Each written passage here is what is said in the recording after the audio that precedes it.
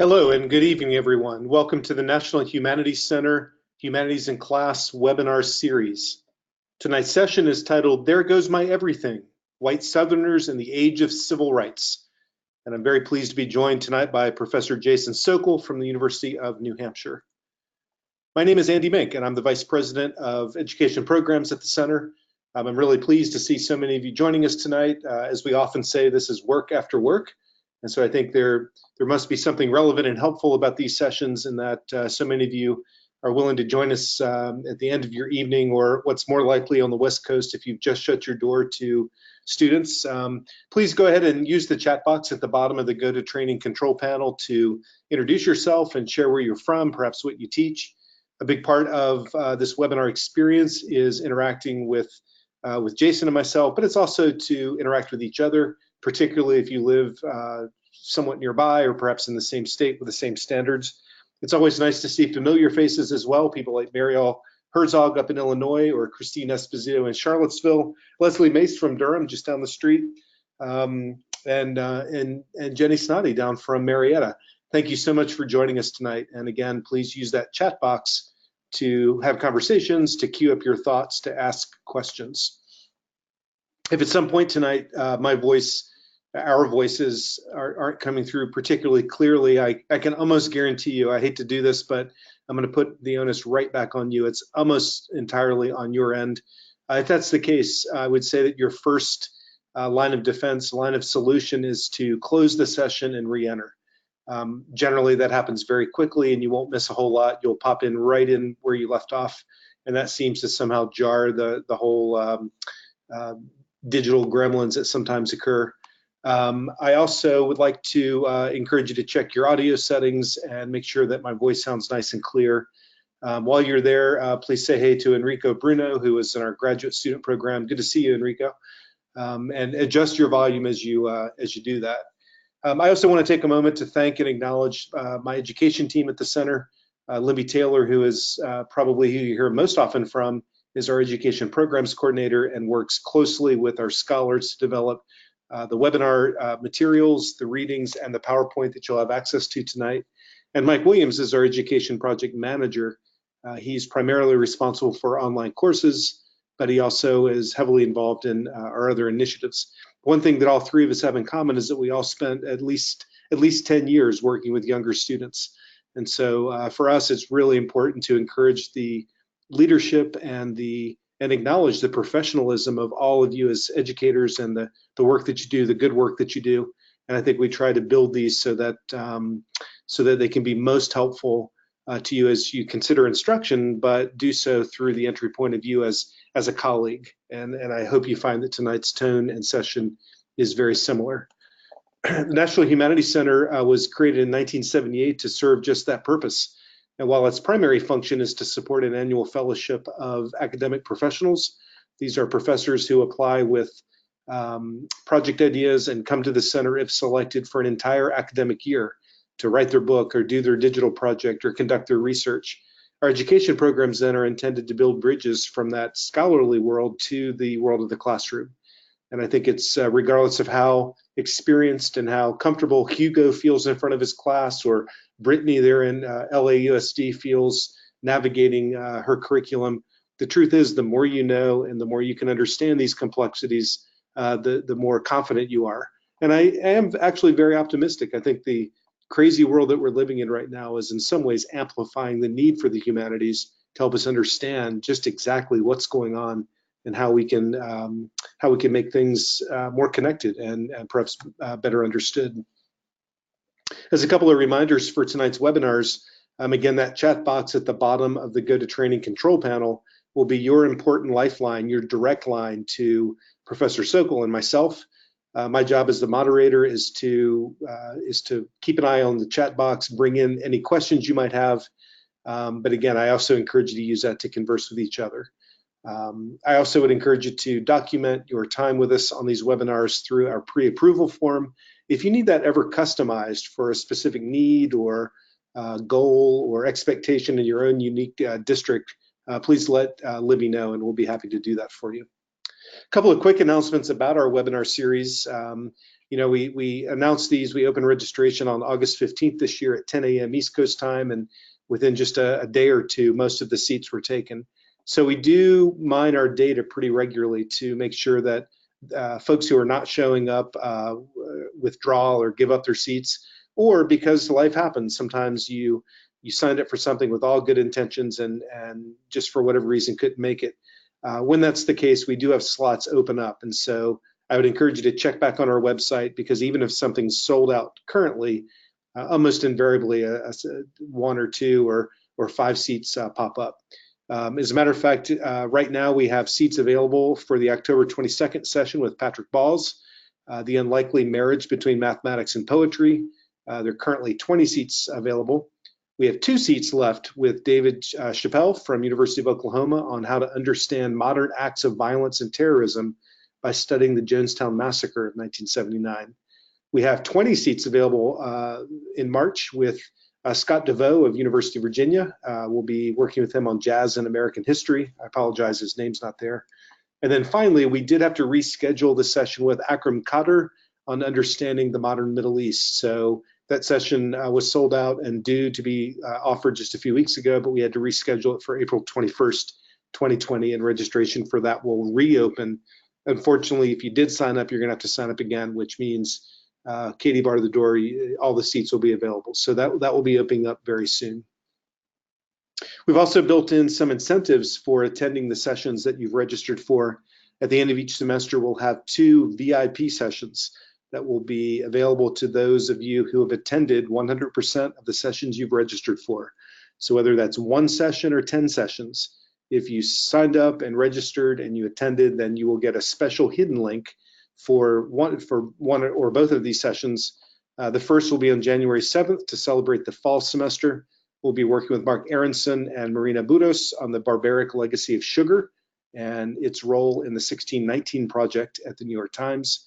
And then in April, we'll be working with Carolyn Denard on the life and writings of Toni Morrison. So if you have attended everything you've signed up for, you will get a secret link, a special link, just for the 1 or both of those sessions. As many of you know, and I very much appreciate, you have used our free and online materials at the center.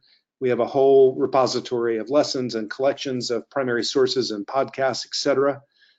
We also have online courses, and right now we have 2 courses that are open. One course that's running at the moment, Suckers and Swindlers in American History, from Bertie Madoff to, from P.T. Barnum to Bertie Madoff, will be opening on October the 28th, and registration is currently open. We also have a course on environmental history with a particular focus on the oyster and its role in early 20th century America. Again, registration is open, and both of those courses will launch on October 28th.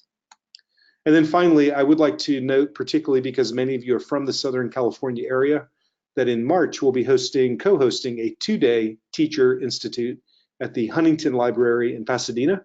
We'd love for any of you in California to come and join us for those 2 days. Registration materials will be available and open soon. Of course, if you're from another part of the country, you're welcome to apply and join us, but it's probably more likely you'll be from Irvine or Inglewood or LAUSD, and I would love to see many of you in person now that I've seen your names in our webinars for these many times. Finally, I'd like to thank our Teacher Advisory Council for its hard work and diligence this year. We just hosted a 2-day retreat with our entire 20-person council, including Duke Ritchie, and it's really important for us to be able to tap into their expertise and lean on their advice as we develop the initiatives and the projects that we do. So for all of you who have served, including Jenny Snoddy from Atlanta, for those of you who are interested, please consider spending some more immersive time with us in the course of the year. So I'd like to actually start tonight's session with Jason Sokol with, first of all, I'm going to unmute him because that's going to be an important part of him delivering his lecture. So Jason, let's get us unmuted. And hey, Jason, can you hear me up in New England? Yep, I'm here in Massachusetts. Fantastic. Jason, I'm going to put you on the spot a little bit here at the beginning, if you don't mind, as an introduction. Okay. Of course, the screen shares your title. You're at the University of New Hampshire, and you can tell us more about your teaching and your work in New Hampshire. But I do want to mention that twice in the last 2 years, your name has come up in vain. And in both cases, it was from a webinar led by a good friend and colleague, Uhura Williams. We hosted 2 webinars with Uhura.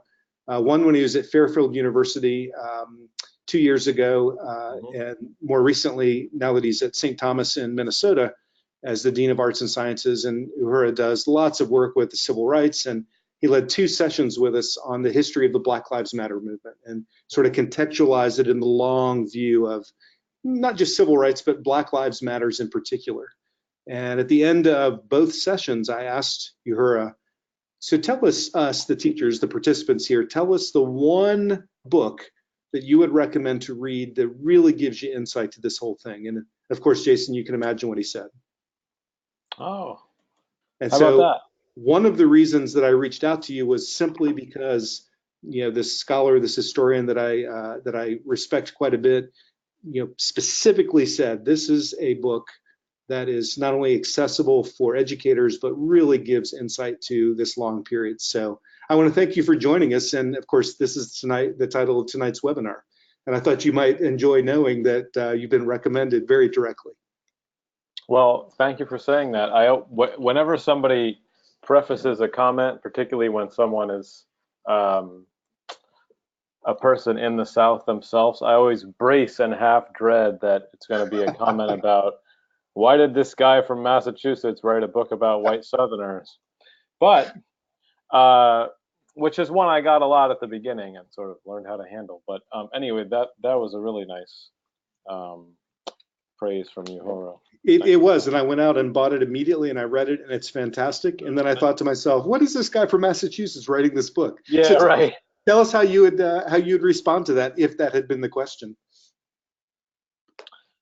Well, I was going to start my talk with that, but also please do then. Yes. I mean, the funniest thing I read, I mean, it's the worst way to start your own talk by referring to a review of your own book. But the funniest review was a review in the Tuscaloosa News, where the headline of the book review was "Young Yankee plumbs depths of white South." So it was my identity was front and center rather than the stuff that's in the book. I mean, the book is nothing about me. Anyway, it was actually a favorable review in the end, but he started out by saying how the book had been essentially passed around the newsroom with mutters and guffaw, people looking at my picture and my bio and what does this guy know. Anyway, it was actually a somewhat positive review in the end, but that was the kind of thing I was wondering if I would get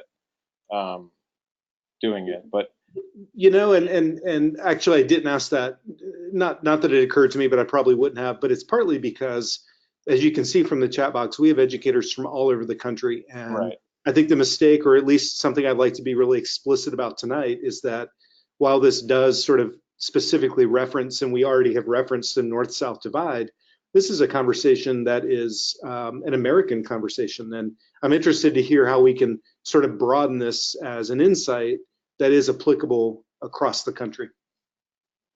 Oh yeah. So I've given you the mouse, and you can control the slides. And I'm anxious. Okay. I'm anxious to hear you essentially open this book for us tonight. Thank you for being here. Okay. Well, thank you, and thanks everybody for listening. I was originally drawn to studying the Southern Civil Rights Movement because of all the incredible iconic tales that I think everybody knows, and that, of course, your students will know many of them. I mean, I myself was inspired by the grassroots struggle of Black Southerners to make real the promises of democracy. And I think, it's good that students know this, the classical, heroic, iconic narrative of civil rights, with obviously thinking about, Martin Luther King, Rosa Parks. That story deserves to be front and center and deserves to be told and retold.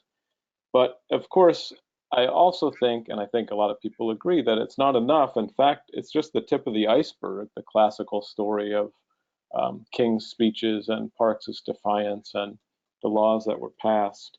That just gives us the basic outlines of the story, and then from there, we historians and authors and teachers can really dig into what's beneath all of it. And of course, there have been, dozens of books since my book was written, filling in the struggles in various corners and counties and parts of the South.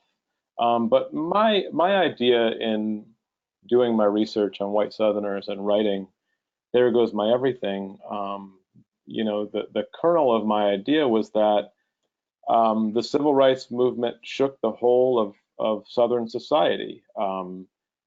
As Andy said, it also attempted to shake parts of the North and the Midwest and the West as well. And the struggle was indeed about winning freedom for African Americans. But their struggle for freedom had really profound implications for everybody else. And I wanted to understand those implications and all their complexities, implications particularly for white Southerners, that is, how they experienced the upheaval of the civil rights era, how they experienced, really, these were millions of people, white Southerners, who had lived through a social revolution that they did not lead and that many of them did not agree with. So the question to me was, how did they experience that? Were some of them changed by it? Or on the contrary, did many of them continue to resist basically racial change in all its forms, and did that resistance also change shape? So that's one thing that I wanted to understand, was those implications of the civil rights revolution. One of the second things that I want to talk about is just about change itself.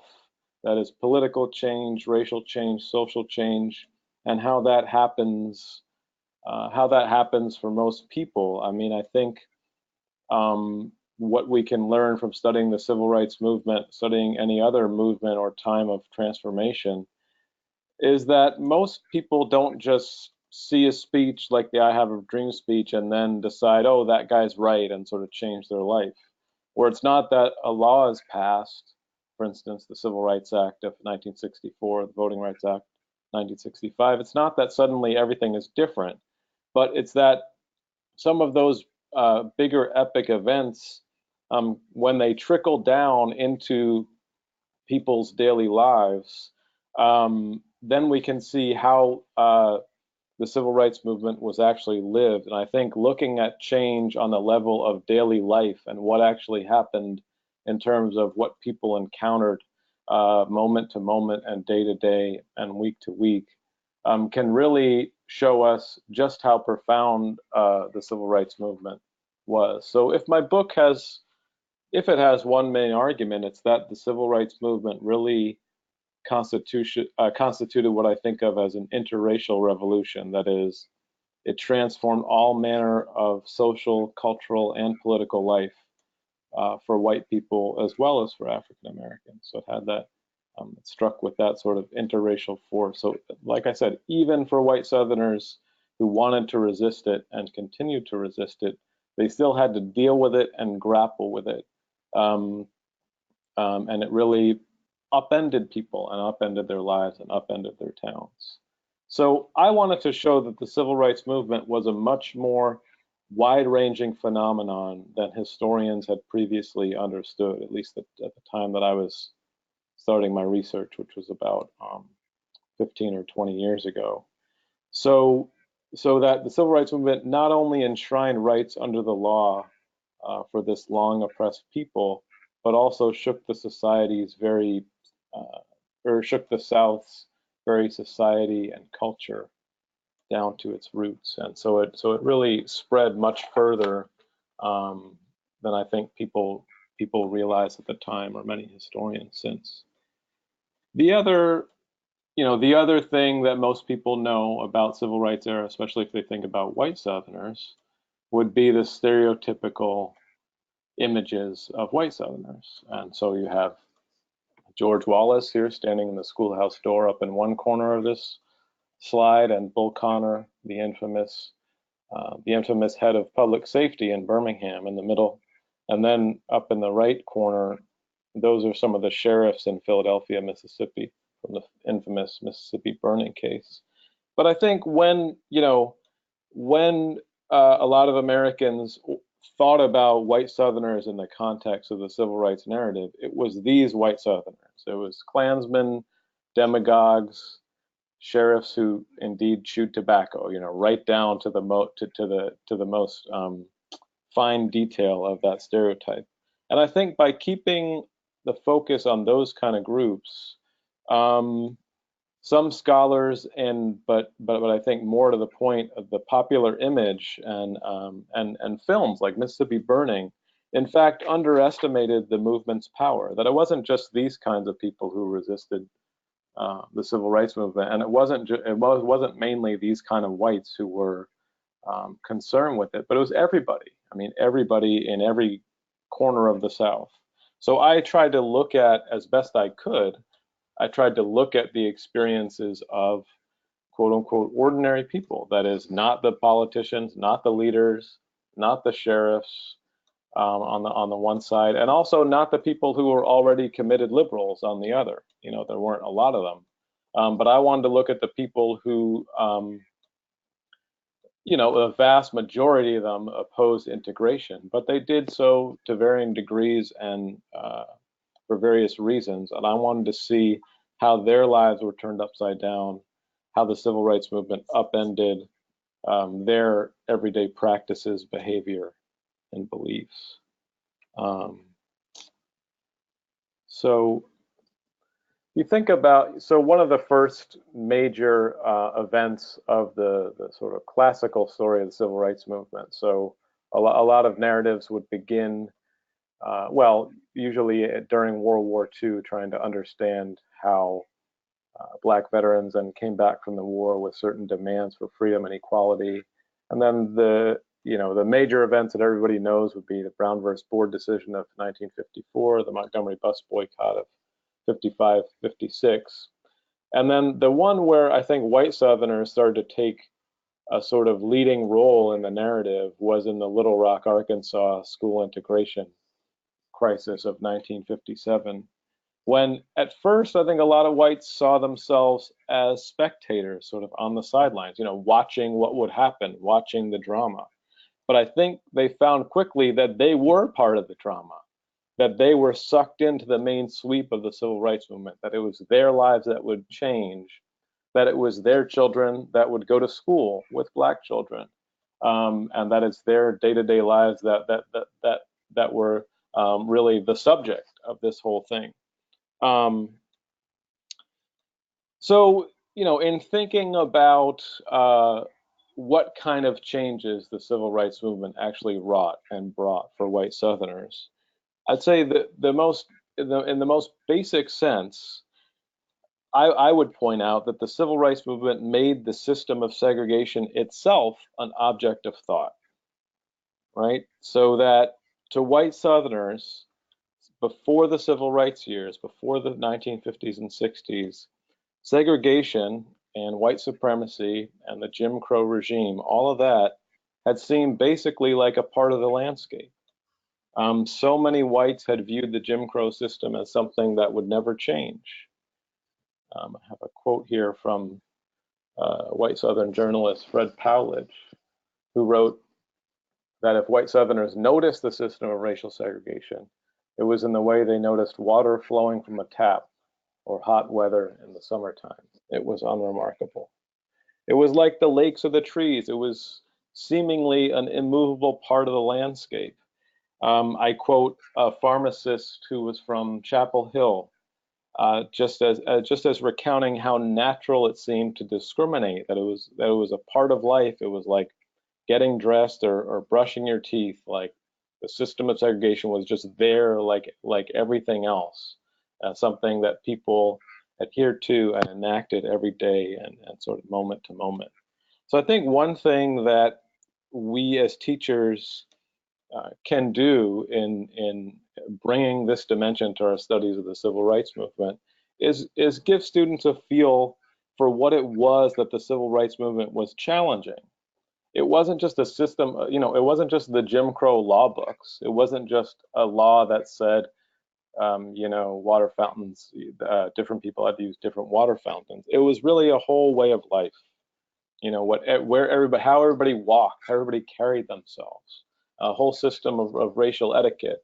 And from there up to vast structures, politics, economics, policy. But all of that to white people was, for many decades, it was all second nature.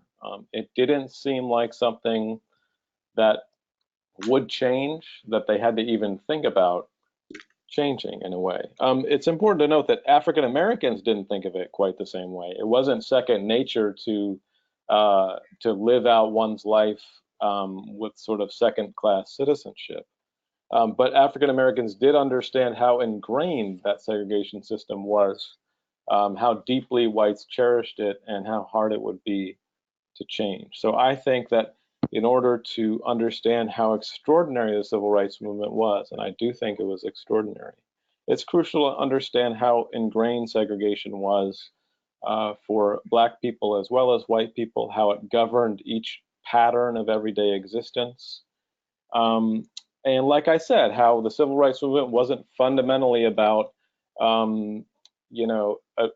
obtaining the right for African Americans to drink from a certain water fountain or to be able to eat a mediocre burger at a lunch counter.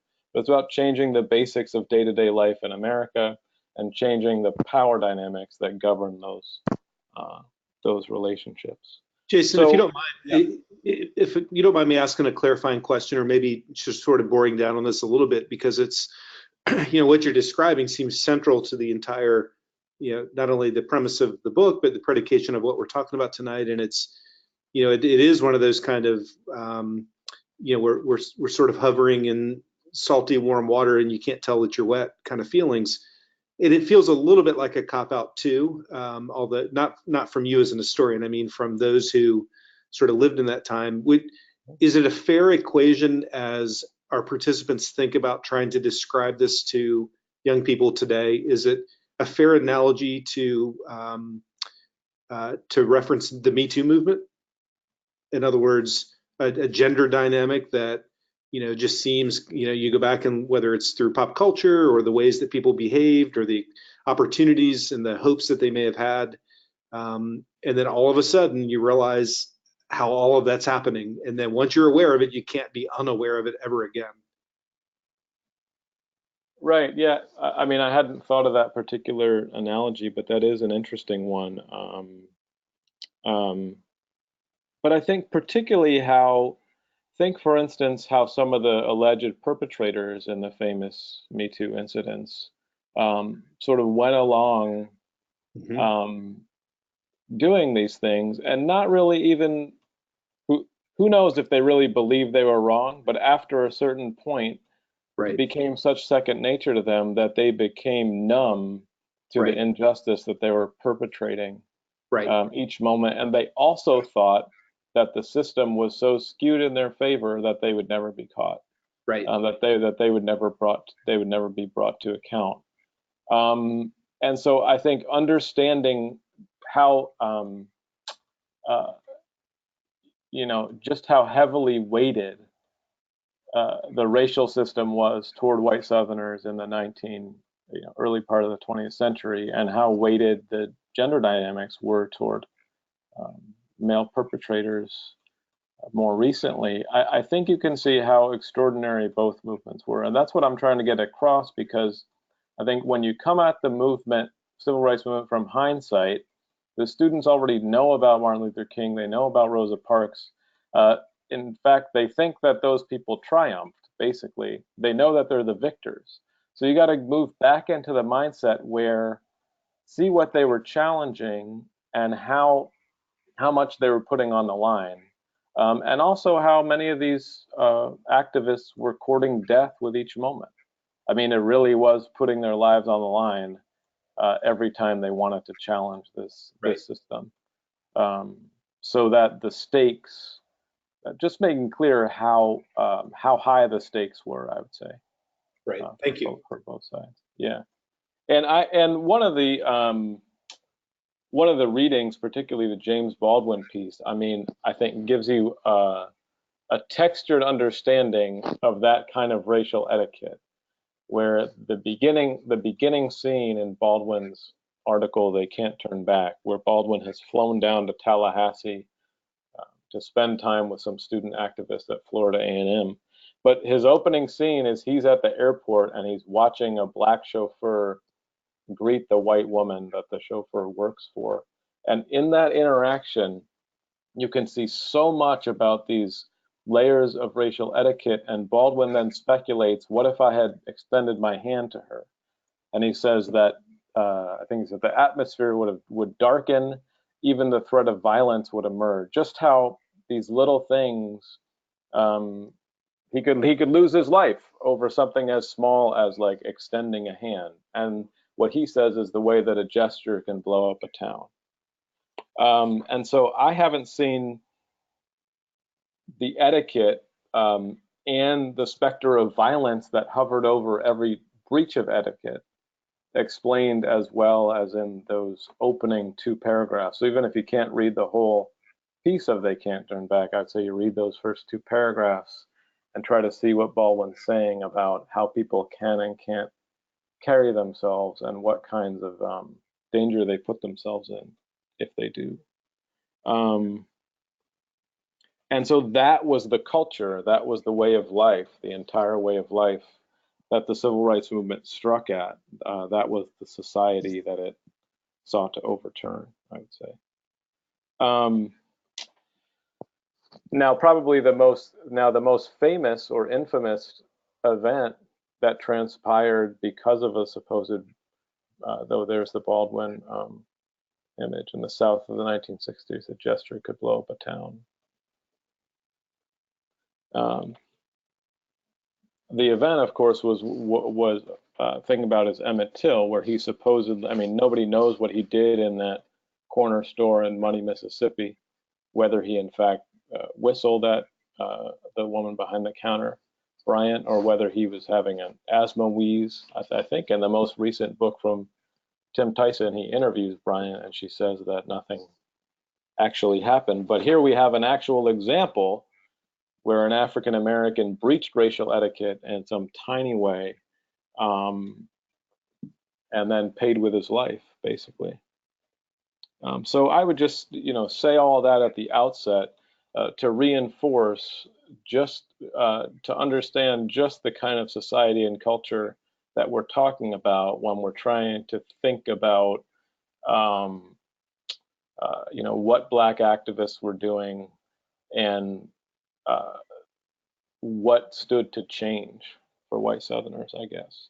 And, part of what I learned pretty quickly through my research was just how whites had convinced themselves that they weren't really vicious oppressors. How whites, just this sort of psychological piece of it also, while I'm talking about psychology and racial etiquette, many whites convinced themselves that Blacks were somehow okay with it all. And this was because, I think, because so many white Southerners had so few genuine interactions with African Americans, all the interactions were layered with these deep power differentials. And when they encountered one another, it was often in the kind of encounter between the chauffeur and the woman he was driving. So so many, the only way I think that people can forever discriminate against others right near them, one way they do that is by convincing themselves that it's somehow okay. And I was, that was a revelation to me, I guess, when I went through the documents. And one good example is, here's Sarah Patton Boyle, who wrote a book called The Desegregated Heart. And she was a relatively liberal white Southerner who lived in Charlottesville, so university town. And she writes, she wrote initially, before this quote, she wrote, "In my segregated way, I respected and admired Negroes. I believed that our relationship was complementary and mutually satisfying. But then finally, when Boyle discovered that African Americans didn't cherish their roles in Jim Crow, and she found this out in the late 1950s, early 1960s, she says, it was a traumatic, heart-twisting experience. She says that she felt as though she had stepped into a new world. And here's where the quote picks up. The Negroes I now knew bore little resemblance to the Negro I had envisioned since childhood. Nothing I saw in them was familiar. I had landed in a nightmare world among people who neither liked nor understood me and whom I could not understand.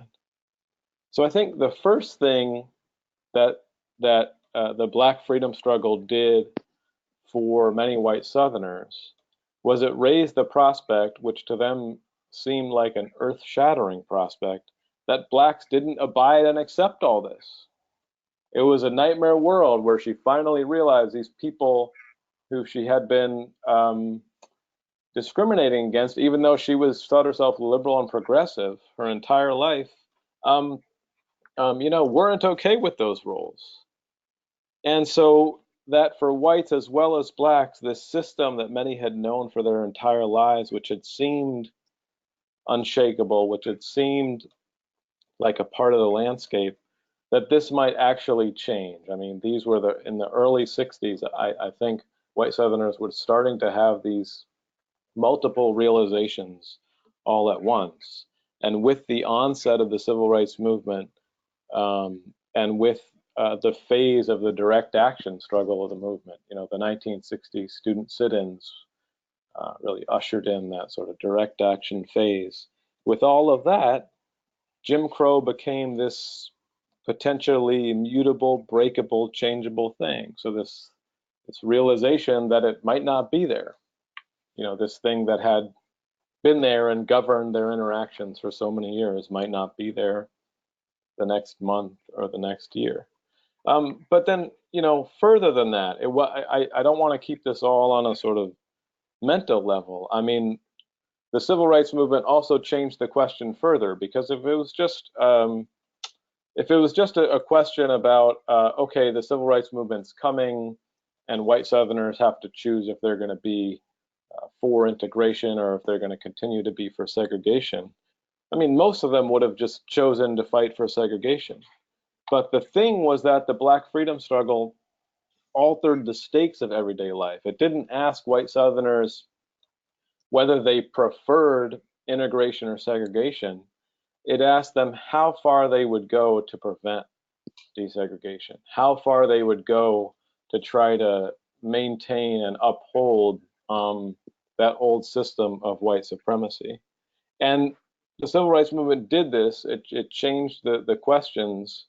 It changed the hypothetical about segregation versus integration into practical questions. So white Southerners had to then sit down and decide, okay, what school will my child attend? Will I continue to bring my kid to a public school?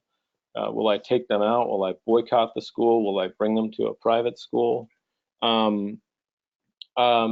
When white Southerners went to church, what if they had a minister who came out in favor of the civil rights movement? Would they continue to attend the church? Would they question the minister? What would they think? What would they say to their fellow members of their congregation? What about if one of their domestic workers somehow, in a subtle way, let it be known that she favored Martin Luther King or the civil rights movement? Would they fire that person? And what would they do? What about this person who took care of their kids and their house, and so on and on and on in each realm of life, in the realm of businesses, when the Civil Rights Act of 1964 said that businesses had to integrate. Well, what would a business owner do?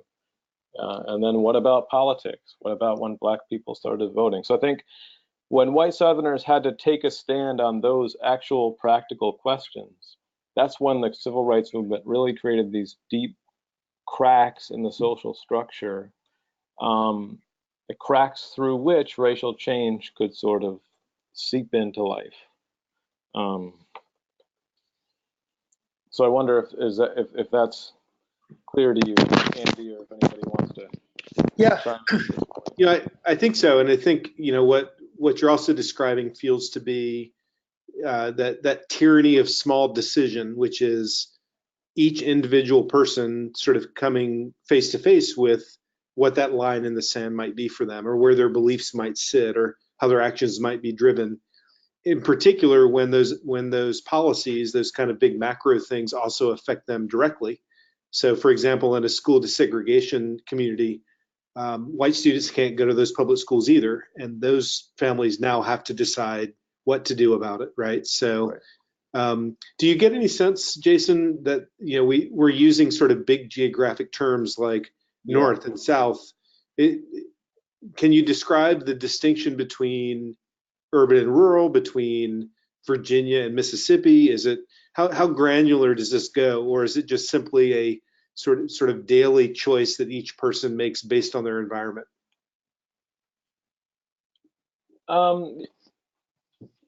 There are definitely some patterns that emerge. I mean, what I tried to do was refrain from making too many generalizations, because what also struck me was the sheer diversity of white experiences and of white responses, where it was really hard to generalize that a person here or there or in this situation might react this way. But I definitely think that change often came to the cities first, and was often,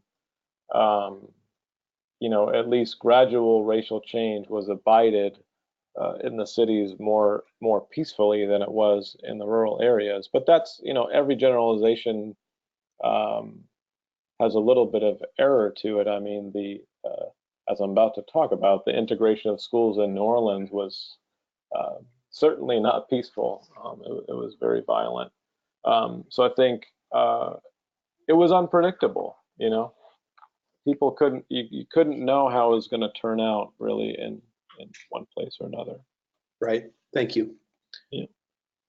So I mean, I found that among the white Southerners who ultimately did change their racial practices or their views, most of the time those people were repulsed by segregationists more than they were compelled by the civil rights movement. So if a sort of ordinary white Southerner was going to become an ally of the civil rights movement, it wasn't because they saw what Martin Luther King was saying, or saw how John Lewis had been bloodied on the Edmund Pettus Bridge and said, you know what, those people are right. They didn't. That's not how it worked. It usually worked that people were turned off by how violent and vicious the white supremacists were, usually in their towns, and that's when they had if they had a moment of not, usually it wasn't a moment of awakening, but a moment of transition or questioning. It would happen because of their the way that they were repulsed by segregationists, and that's exactly what happened in the case of school integration in New Orleans, where I included a short excerpt from Robert Coles's book Children of Crisis, and the white mother in New Orleans who he interviewed, her name was Margaret Connor, and she was a perfect example of how, her story, a perfect example of how some element of the civil rights movement came into a city, came into a white community, and then divided those people against each other. A white community that had been relatively monolithic in its preservation of segregation, and suddenly the integration of schools changed the question and then fractured people. And so I have here a couple of, I don't have a photo of Connor herself, but I have a photo of Reverend Foreman walking his daughter Pamela to school, and Pamela is a little girl there, but I was able to meet her just several years ago. Now, all grown up, and always thought about writing a sort of autobiography called The Longest Walk, about that experience of walking to school amid segregationist mobs. And here's another photo of a woman named Yolanda Gabrielle, who was bringing her daughter Daisy to school. So what happened here in New Orleans, this was in the 9th Ward of New Orleans, and that's the neighborhood. It was, of course, 9th Ward of New Orleans was basically the poorest part of New Orleans. And school integration came there in 1960.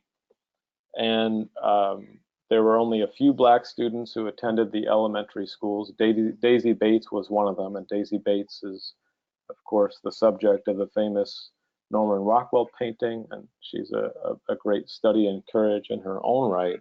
But then what I wanted to track was, who were these white families who were still bringing their kids to school? So what happened was, basically the whole white community boycotted the public schools, took their kids out of the schools.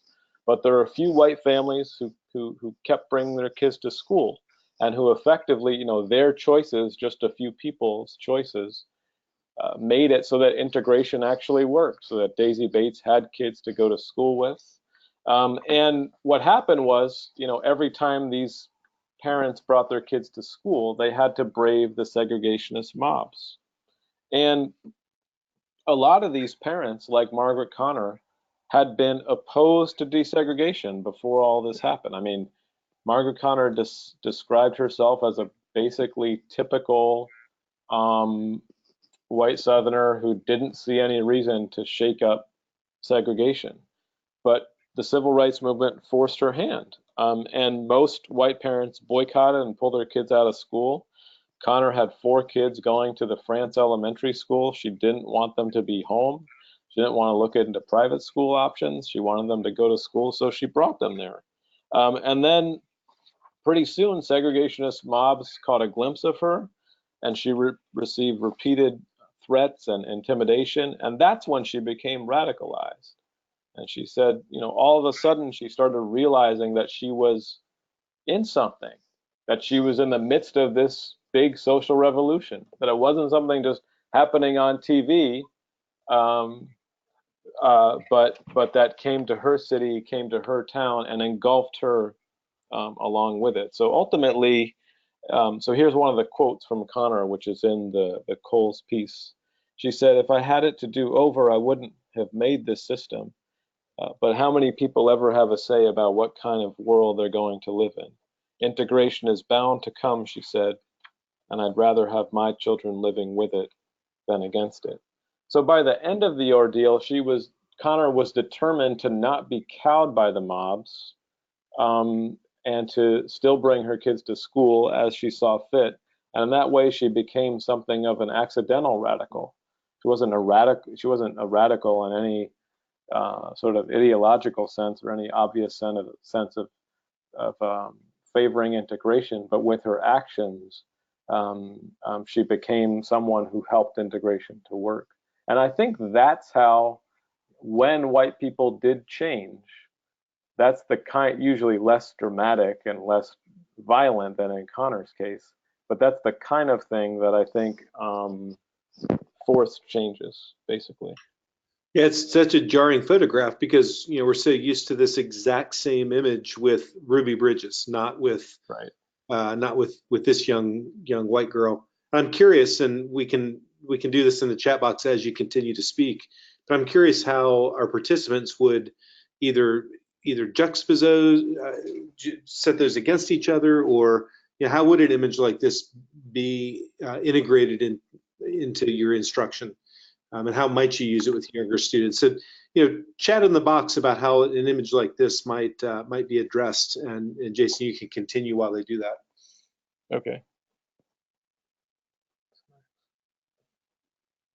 Oh, and this is a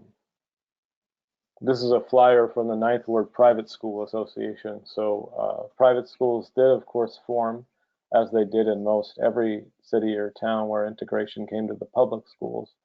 And this is a flyer where they're sort of trying to attract white students to the private school. What do I have next? I think I have a Robert Coles quote, which I was going to show because I was talking about Coles. Here's Coles, who sort of articulates, again, what I was trying to say about Mississippi. I've watched certain white people for nearly a decade. I truly wonder even today what they do believe in. In fact, their beliefs are often less important to them than the continuity of their lives. And when that comes under a shadow, they respond, and so do their beliefs. So I think as an overall dynamic, that was the kind of thing I was looking for. So how did the civil rights movement challenge the continuity of people's lives? And when that challenge came in a very personal way, what did they do? How did they respond? And I found that a sort of, and I think with each person, there were, a million different people, there are sort of a million different stories. The most powerful, some of the most powerful stories often centered around school integration. So I did a large chunk of my research on the public schools in New Orleans, where it was the elementary schools that integrated first. That was 1960. Then 1961, the University of Georgia integrated. And usually the university integrations that are most prominent are Ole Miss with James Meredith, usually in the sort of popular imagination, and George Wallace's Stand in the Schoolhouse Door in Alabama, which were 1962 and 63. But the University of Georgia was a really interesting story in 1961 when Hamilton Holmes and Charlayne Hunter integrated the university. And then basically what happened was shortly after they integrated, there was a big basketball game, Georgia versus Georgia Tech. Georgia Tech won, and then basically the white students at UGA rioted, a big riot in response. And again, it wasn't a story that I had known well before I started the book. But what happened was I found in the University of Georgia library that a professor in a math class had planned to give an exam. The exam had been scheduled for the day after the riot. Well, the riot happened, and then the class happened the next day. And the professor said, the kids were all shaken, and some of them wanted to talk about it. And he said, okay, we're not having the exam today, but instead I want you to write essay exams. And the question is, what do you think about integration? And so it was this, just that, if I had programmed what kind of source I was hoping to find before I started the book, it would be that sort of thing where, white Southerners who weren't famous, but who were anonymous, really said what they thought about these things. And what I found was, indeed, there were a few students who said, just integration is terrible. The mob was correct. There were a few students who said integration is right, let's all embrace it. And the vast majority were somewhere in the middle, where they were trying to figure out what integration meant for their college experience, for their lives, and that it was those kinds of things they were trying to figure out, and then take their stand on integration based on that. So the same sort of thing that that Coles was saying about how when that continuity of their lives was challenged, that's when people responded, and when they really realized that was a sort of a defining moment. So there's a student newspaper around the time when Holmes and Hunter were admitted. And then there's the Coles quote. And then here is a picture of Ollie's Barbecue in Birmingham, Alabama. I've said a lot that it isn't federal laws that sort of change people's lives, that bring a social revolution.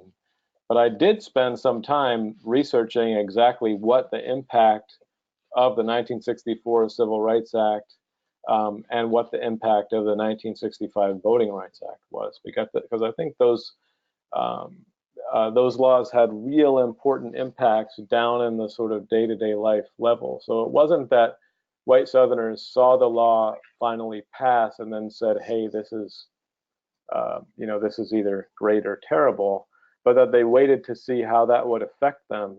And then when those changes started to happen, you could identify, all these different sorts of realizations happening. So I looked at the story of Ollie McClung, who was one of the restaurant owners who filed a lawsuit challenging the 1964 Civil Rights Act. And eventually, so McClung won the lawsuit at the district level, but then he lost at the federal court level, and he was eventually forced to integrate, and he did integrate as he saw it capitulate. He served black people. His whole kingdom didn't actually fall. I think that's what happened with a lot, when you're talking about restaurants, I think that's what happened with a lot of them. And there, of course, probably are some patterns where places in society where power dynamics aren't quite so prominent, like in a restaurant, perhaps experience integration more peacefully than in places where power was so obviously up for grabs, like at the ballot box, for instance. So I think a lot less white Southerners ended up having problems with the Civil Rights Act than might have been expected at the beginning.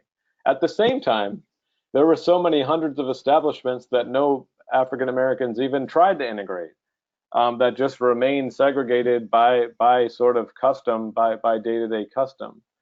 So for each establishment where activists tried to test whether they would get served there, like this is what happened at Ollie's, there were dozens that integration wasn't ever even tried. So again, always the onus of integrating something was on African Americans, the courageous kids like Ruby Bridges, who were sort of thrown into that, or African American activists who chose to sacrifice and try to integrate these places that have been so closed off to them for so many years. So I tracked a lot. So in studying the Civil Rights Act, 1964, I tracked a lot of how white restaurant owners particularly responded, and a lot of them used the language of states' rights, and they claimed that they weren't. It's not that they didn't want to serve black people, but that they just thought that the government shouldn't be able to tell them, what they could do with their establishment or their property. And that was, doubtless there were some of them who thought that they actually believed that, but it was pretty easy to see through that smokescreen, I would say, by some point there. So any questions about the Civil Rights Act of '64, or people who got to read the Ollie McClung article, sort of wondering about that one? There's another photo of Ollie.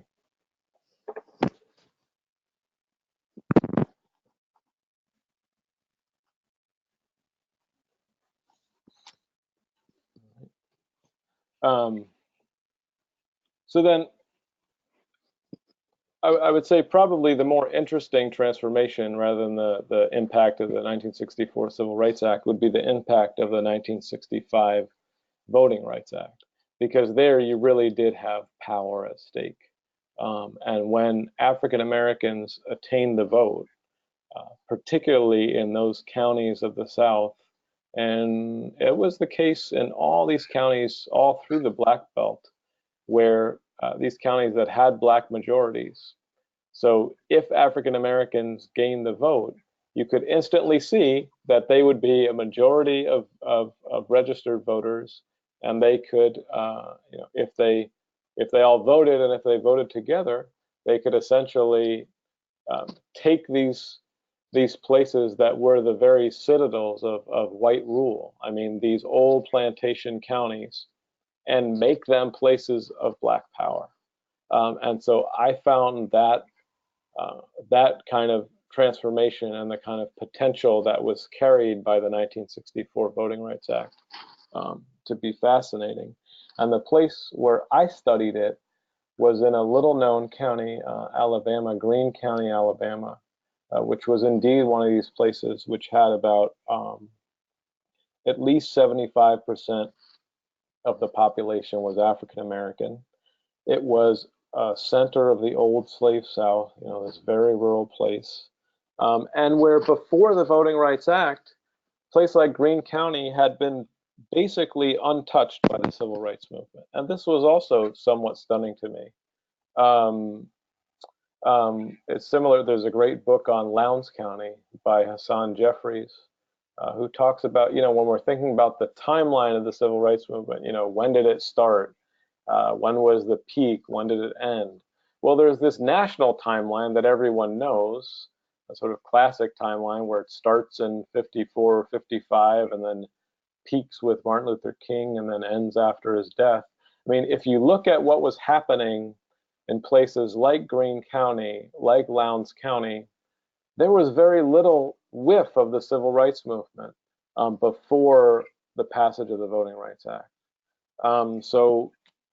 So that I found to be, quite a compelling sort of um, difference between these places. So anyway, after 1965, that Voting Rights Act was passed, African Americans quickly surpassed whites on the voting rolls in Greene County. Whites were suddenly a political minority. Few knew exactly what had hit them. The person who, so Thomas Gilmore would be the African American in the sheriff's car who ran for county sheriff in 1966 and again in 1968. And both times he lost, but only after he was ahead in both races until the absentee ballot boxes came in. And in both times there were, I think, less than, there were hundreds of votes for the white candidate and only a few for Gilmore. So it was clear that both times there were these illegalities at the ballot box. Finally, the federal courts intervened and ensured a fair election in 1970. And Gilmore ran in 1970 and he won. And in Gilmore ran for the county sheriff. I mean, in counties like this, it's somewhat difficult to overstate the importance of the local sheriff in the rural South. I mean, think back to one of those first images I showed with those sheriffs in Philadelphia, Mississippi. I mean, those were the people who were the very symbol of law and order, the symbol of white supremacy, basically the white supremacy order personified in those kinds of Southern sheriffs. And now, in a place like Greene County and Lowndes County and through the Alabama and Mississippi Black Belt, in some places they were replaced by African Americans. There was one Greene County official who said after that election, "It isn't the end of the world, it just seems like it." In that same 1970 election, African Americans also became probate judge, circuit clerk, were voted onto the county commission. County commission and school board both became all black. A lot of the way I tracked what happened in Greene County, there was a reporter for Newsweek named Joe Cumming who and all of the Newsweek files they're at Emory. And what the Newsweek collection has is not only files related to articles that were published, but also to articles that were never published.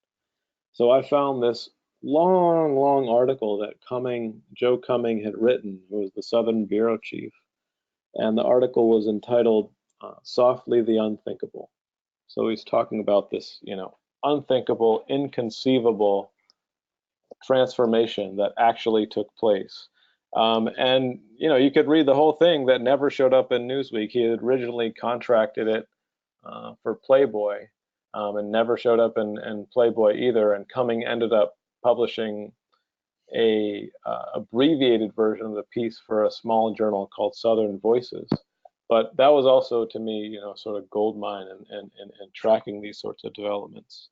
But anyway, so not only did Thomas Gilmore run for sheriff in 1970 and win finally, and sort of change his political trajectory, but it also changed. Obviously, the book's on white Southerners, so it's not going to be all on Gilmore from my perspective. But I looked at what happened to the Banks family in Greene County, and so the Banks family was one of the most powerful and wealthy white families. There's a bank. There's a bank in the center of town called Banks and Company, and it was still there when I drove through the town in 2005 or so. I assume it's still there.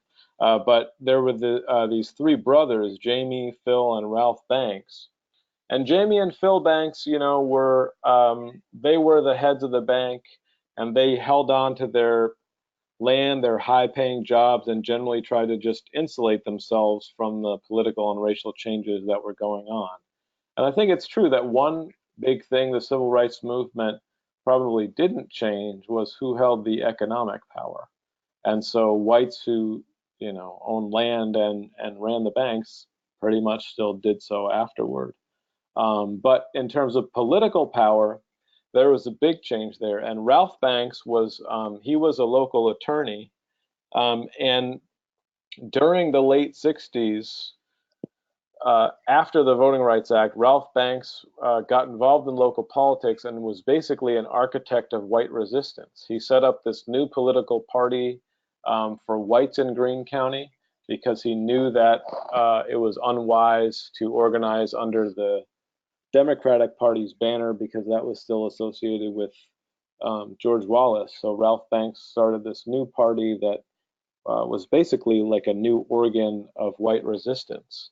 And so, Banks was one of those people who's trying to hold on to white supremacy in some ways. But in November 1970, when the county government passed into the hands of African Americans, Black leaders extended an olive branch to Banks, and they asked him to stay on and serve as county attorney and deputy county solicitor. And Banks said the first thing he wondered was, are they out of their mind? I had been trying to stop them for years, basically. But basically, the Black leaders were trying to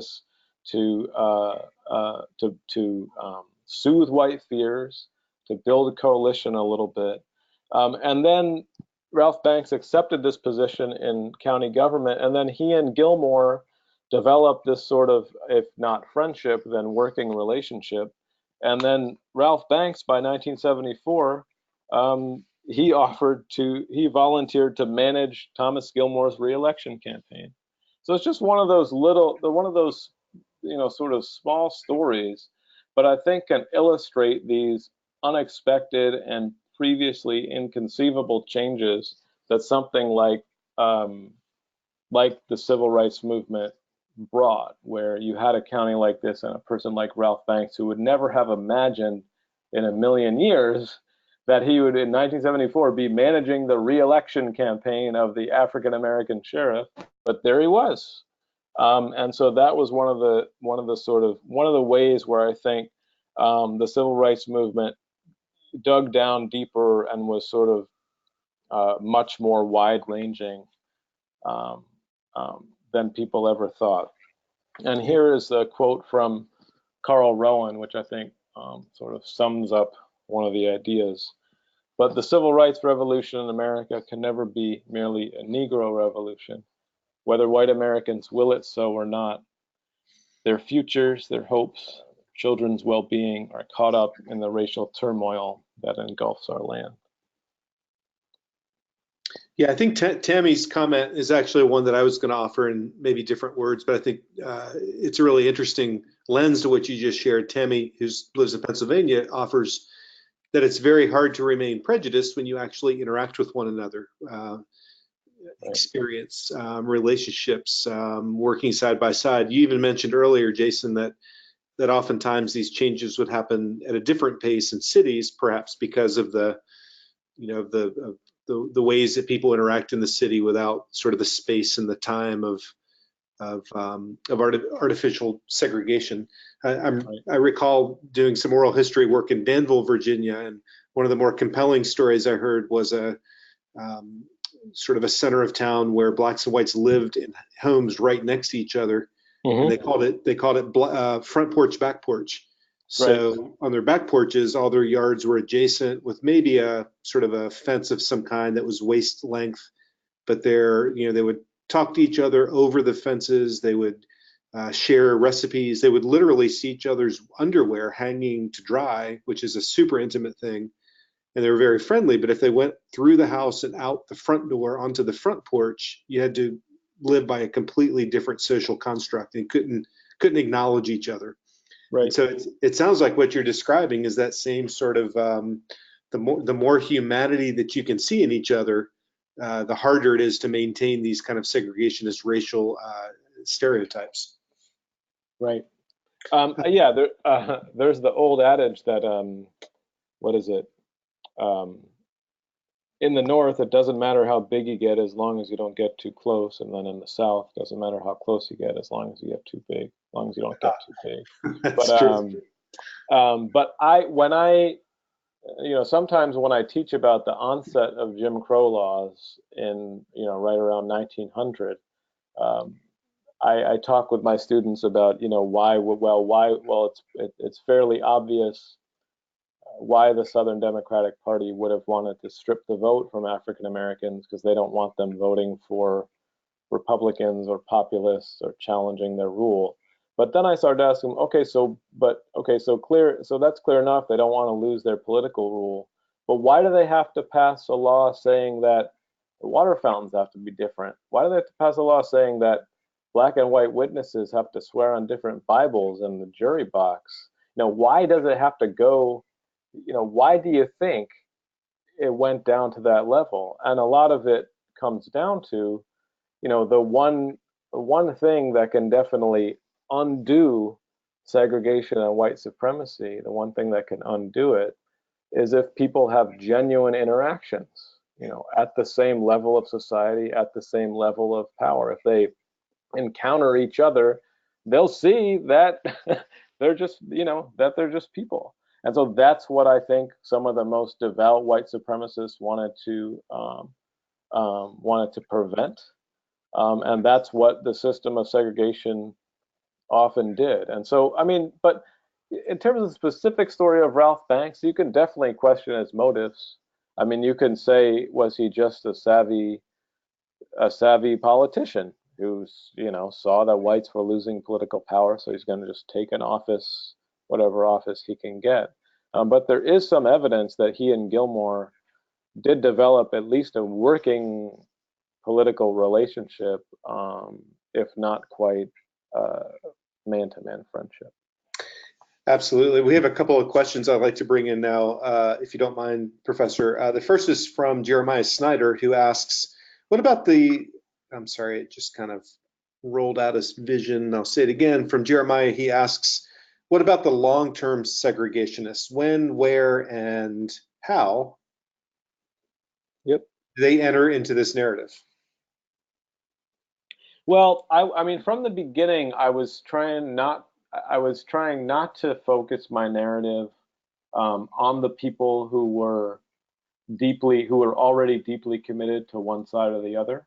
So I didn't want to know a lot more about, for instance, George Wallace, Bull Connor, and the like.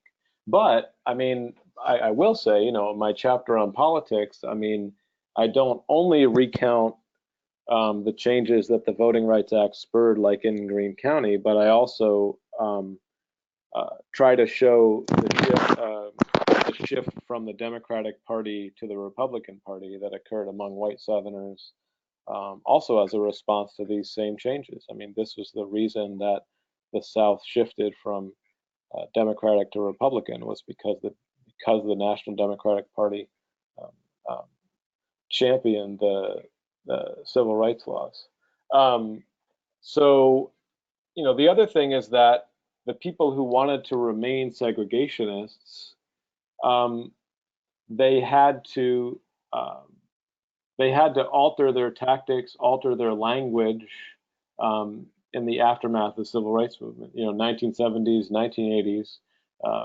National figures like Nixon and Reagan learned how to appeal to whites in the North and the South who still carried racial animus, but not to call it racial animus, basically. So, Joe Crispino's first book is about the quote unquote strategic accommodation that those segregationists underwent after the civil rights years, so they could repackage that commitment to segregation into something that seemed more palatable. Now, what would I say about the current the current time when it doesn't seem necessary to package one's white supremacist language as anything different. I'm not quite sure. One last comment, and it's my job as the moderator to keep us on time, so I'll remind both of us we have about 15 minutes left. But I do want to bring in Patrick Burrows' comment / question, in which he asks, or he wonders at least, about the national scope here, where continued housing and economic segregation throughout non-Southern cities, places like Boston and New Haven come to mind, has the long effect of discouraging interaction. Any kind of thoughts or comments on that? Sorry, just say it one more time. Sure, and I'm gonna, you can scroll up as well with me to see it. It's Patrick Burrows, and he sort of notes that he's curious about the national scope of this conversation, particularly in the context of continued housing and economic segregation in non-Southern cities. He lists two northern ones, but I suppose we could also say those in the Midwest or the far West. Yep. Yeah, well, I mean, spatial segregation in terms of neighborhood segregation was almost always more rigid in northern and Midwestern cities than it was in southern cities. And of course, now, I mean, nowadays, if you're going by statistics, certainly the most segregated school systems are the ones in New York, Chicago. I can't remember the exact cities, but I mean, the top of the list is all sort of northern and Midwestern and Western places. So I mean, my focus on the racial change or lack thereof in the South, I certainly don't. Well, I obviously don't mean to let the North off the hook, but I think it is interesting to figure out, what some of those commonalities are. So I think sort of housing segregation was one of those toughest nuts to crack in any of these cities, because you could see how Southern communities demonstrated how you could actually desegregate schools. That's one thing that they did. I mean, for instance, one place where school busing worked, here's something that was in the news a lot, vis-a-vis Joe Biden's resistance to school busing. I mean, Charlotte, North Carolina implemented a school busing program that worked. And in the North, a lot of cities failed to. So I think you can draw all these really interesting contrasts between the North and South. You can also find some commonalities. Sort of depends on which level of society you're talking about. Certainly, one of the things that I think remained somewhat unique to the South was the kind of scene that James Baldwin captured. Just that thing about the layers of the racial etiquette that govern the interactions, which didn't have to do with larger structures of segregation, but was more this thing about culture that I still think was very different in the South than it was in other places. Thank you.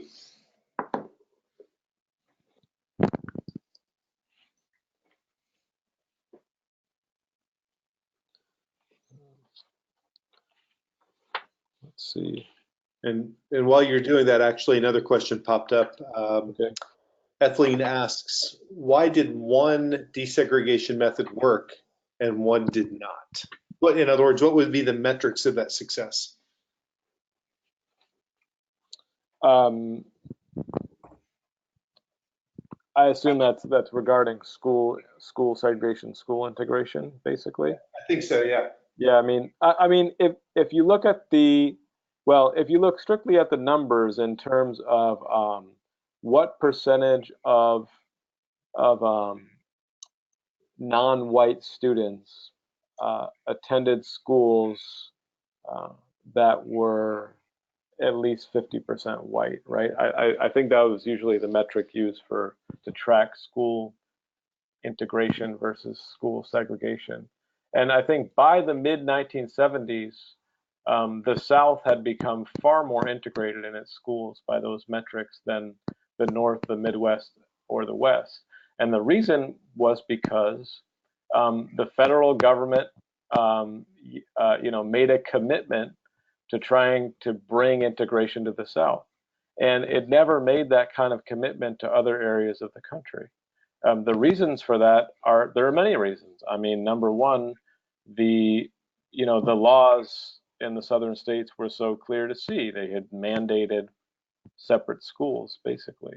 But the other one, there were plenty of sorry, there were plenty of northern politicians who committed themselves to bringing integration to southern schools through federal legislation, but didn't want that legislation to apply to their own communities because they were afraid of the backlash that they would receive, basically from whites in the North. Thank you. Are there other questions from the audience tonight before we move on? Is this your last slide, Jason? It is, yeah. Okay. So what other questions do we have from the audience, particularly in the context of contemporary worldviews or perhaps in the communities that you work in? Are there other questions? Yeah, and we'll just Ricardo asks, did you look at the Southern strategy?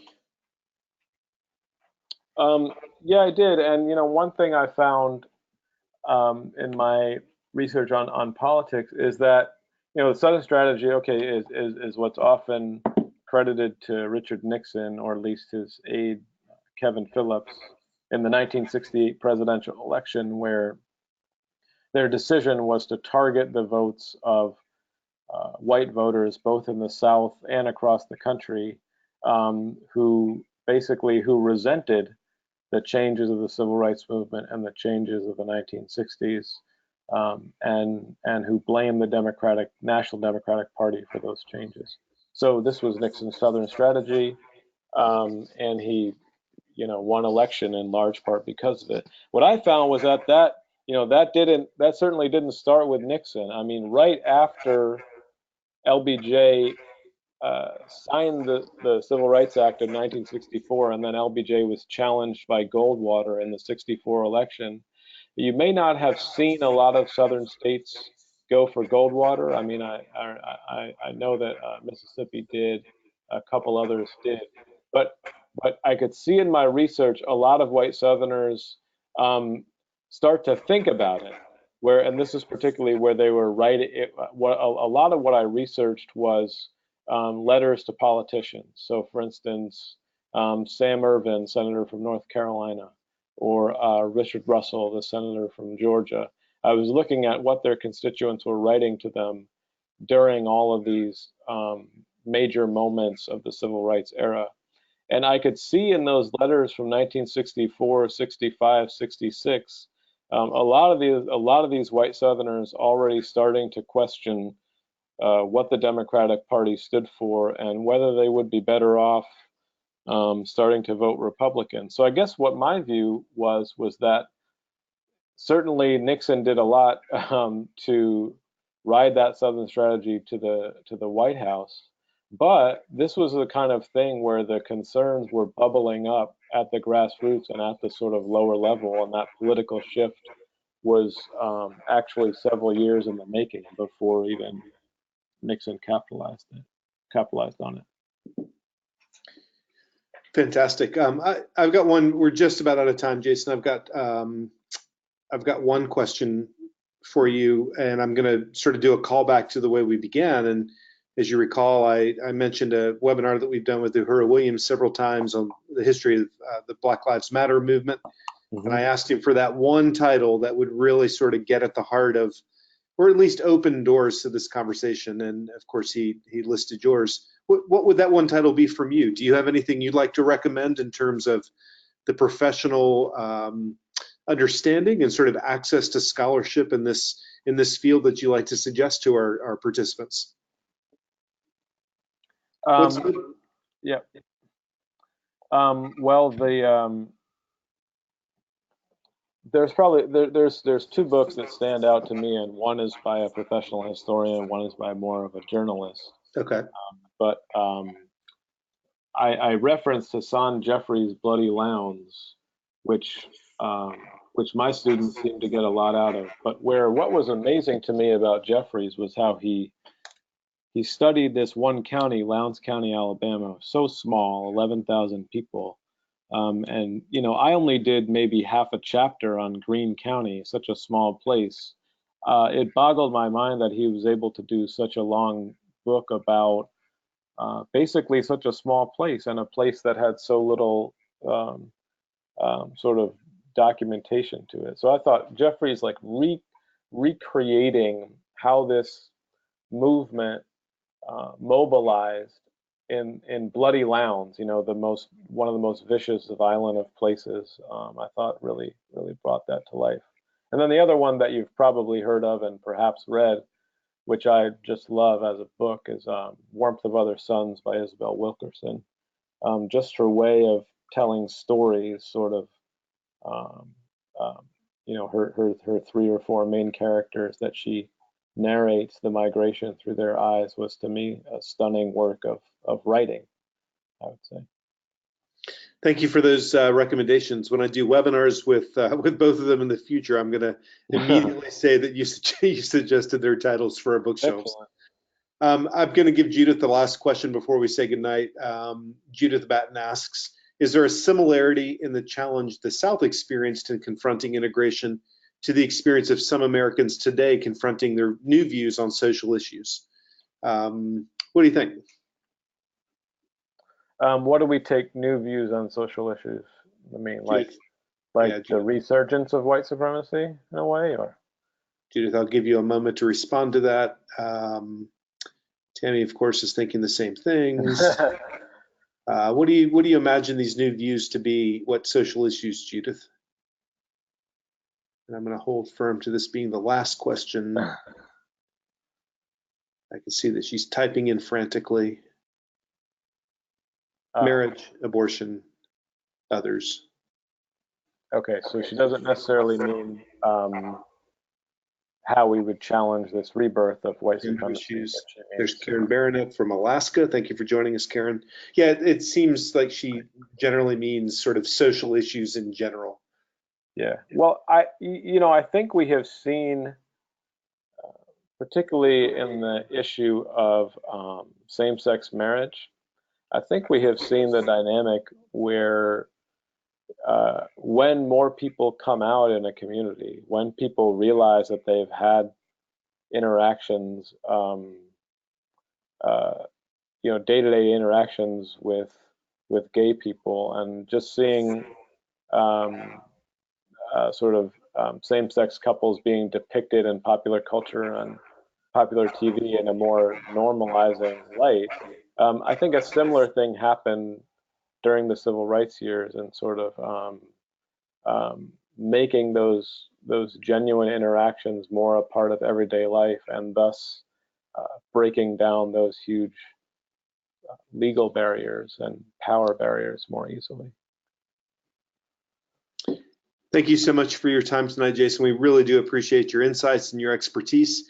I would strongly encourage all of our participants to get your book somehow, get it from the local library, or more importantly, purchase it on Amazon or your local bookseller. We really do appreciate your guidance here. Good night. My pleasure. Thank you. And I'd also like to thank everyone who agreed with us, who joined us tonight. Again, if you'd like to follow any upcoming announcements and notices of both virtual and face-to-face initiatives, please follow us on our social media. Our website, our Twitter feed is usually pretty up to date, and our Facebook page as well. And I'd like to remind you that our next webinar is on October the 15th. We'll be working with Greg Downs from University of California at Davis. The title of this session is Voter Suppression in the 19th Century North, the Other Disenfranchisement and What It Tells Us About Voter Rights Today. And so hopefully you can see a little bit of a theme that we've been exploring here in the month of October. In just a moment, I'm going to open up an evaluation, and you should get it right now. Take a minute, please, for me, and complete that evaluation before you log off. And again, we hope to see you again at the next Humanities in Class webinar series. Have a great day at school tomorrow. We'll see you next time. Good night.